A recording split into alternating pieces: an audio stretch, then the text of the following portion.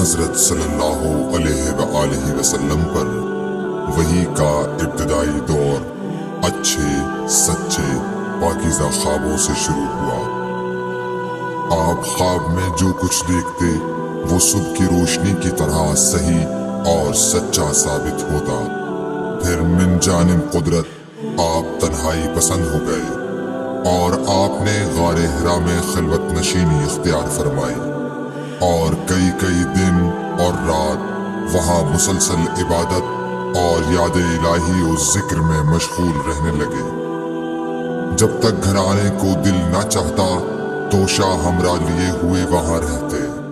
توشہ ختم ہونے پر ہی اہلیہ محترمہ حضرت خدیجہ رضی اللہ تعالی عنہا کے پاس تشریف لاتے اور کچھ توشہ ہمراہ لے کر پھر وہاں جا کر خلوت گزین ہو جاتے۔ یہی طریقہ جاری رہا یہاں تک کہ آپ پر حق منکشف ہو گیا اور آپ غار حرا ہی میں قیام پذیر تھے کہ اچانک حضرت جبرائیل علیہ السلام آپ کے پاس حاضر ہوئے اور کہنے لگے کہ اے محمد پڑھو۔ آپ فرماتے ہیں کہ میں نے کہا کہ میں پڑھنا نہیں جانتا۔ آپ صلی اللہ علیہ وسلم فرماتے ہیں کہ فرشتے نے مجھے پکڑ کر اتنے زور سے بھینچا کہ میری طاقت جواب دے گئی۔ پھر مجھے چھوڑ کر کہا پڑھو۔ میں نے پھر وہی جواب دیا کہ میں پڑھا ہوا نہیں ہوں۔ اس فرشتے نے مجھ کو نہایت ہی زور سے بھینچا کہ مجھ کو سخت تکلیف محسوس ہوئی۔ پھر اس نے کہا کہ پڑھ۔ میں نے کہا میں پڑھا ہوا نہیں ہوں۔ فرشتے نے تیسری بار مجھ کو پکڑا اور تیسری مرتبہ پھر مجھ کو بھینچا۔ پھر مجھے چھوڑ دیا اور کہنے لگا کہ پڑھو اپنے رب کے نام کی مدد سے جس نے پیدا کیا اور انسان کو خون کی پھٹکی سے بنایا۔ پڑھو اور آپ کا رب بہت ہی مہربانیاں کرنے والا ہے۔ بس یہی آیتیں آپ حضرت جبرائیل علیہ السلام سے سن کر اس حال میں غار حرا سے واپس ہوئے کہ آپ کا دل اس انوکھے واقعے سے کانپ رہا تھا۔ آپ حضرت خدیجہ کے ہاں تشریف لائے اور فرمایا کہ مجھے کمبل اوڑھا دو، مجھے کمبل اوڑھا دو۔ لوگوں نے آپ کو کمبل اوڑھا دیا۔ جب آپ کا ڈر جاتا رہا تو آپ نے اپنی زوجہ محترمہ حضرت خدیجہ رضی اللہ تعالی عنہا کو تفصیل کے ساتھ یہ واقعہ سنایا اور فرمانے لگے کہ مجھ کو اب اپنی جان کا خوف ہو گیا ہے۔ آپ کی اہلیہ محترمہ حضرت خدیجہ رضی اللہ تعالی عنہا نے آپ کی ڈھارس بندھائی اور کہا کہ آپ کا خیال صحیح نہیں ہے۔ اللہ کی قسم آپ کو اللہ کبھی رسوا نہیں کرے گا۔ آپ تو اخلاق فاضلہ کے مالک ہیں۔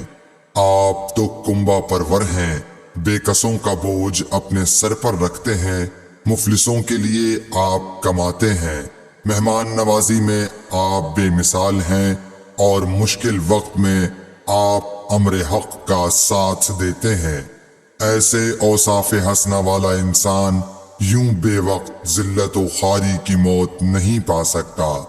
پھر مزید تسلی کے لیے حضرت خدیجہ رضی اللہ تعالی عنہا آپ کو ورقہ بن نوفل کے پاس لے گئیں جو ان کے چچا زاد بھائی تھے اور زمانہ جاہلیت میں نصرانی مذہب اختیار کر چکے تھے اور عبرانی زبان کے کاتب تھے۔ چنانچہ انجیل کو بھی حسب منشائے خداوندی عبرانی زبان میں لکھا کرتے تھے۔ انجیل سریانی زبان میں نازل ہوئی تھی، پھر اس کا ترجمہ عبرانی زبان میں ہوا۔ ورقہ اسی کو لکھتے تھے۔ وہ بہت بوڑھے ہو گئے تھے، یہاں تک کہ ان کی بینائی بھی رخصت ہو چکی تھی۔ حضرت خدیجہ رضی اللہ تعالی عنہا نے ان کے سامنے آپ کے حالات بیان کیے اور کہا کہ اے چچا زاد بھائی، اپنے بھتیجے محمد صلی اللہ علیہ وسلم کی زبانی ذرا ان کی کیفیت سن لیجئے۔ وہ بولے کہ بھتیجے آپ نے جو کچھ دیکھا ہے اس کی تفصیل سناؤ۔ چنانچہ آپ صلی اللہ علیہ وآلہ وسلم نے از اول تا آخر پورا واقعہ سنایا، جسے سن کر ورقہ بے اختیار ہو کر بول اٹھے کہ یہ تو وہی ناموس معزز رازدان فرشتہ ہے جسے اللہ نے حضرت موسیٰ علیہ السلام پر وحی دے کر بھیجا تھا۔ کاش میں آپ کے اس عہد نبوت کے شروع ہونے پر جوان عمر ہوتا، کاش میں اس وقت تک زندہ رہتا جبکہ آپ کی قوم آپ کو اس شہر سے نکال دے گی۔ رسول کریم صلی اللہ علیہ وآلہ وسلم نے یہ سن کر تعجب سے پوچھا کہ کیا وہ لوگ مجھ کو نکال دیں گے، حالانکہ میں تو ان میں صادق و امین و مقبول ہوں۔ ورقہ بولا، ہاں یہ سب کچھ سچ ہے، مگر جو شخص بھی آپ کی طرح امر حق لے کر آیا لوگ اس کے دشمن ہی ہو گئے ہیں۔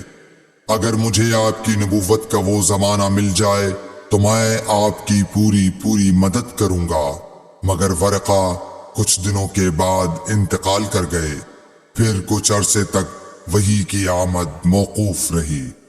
صحیح بخاری حدیث نمبر 3۔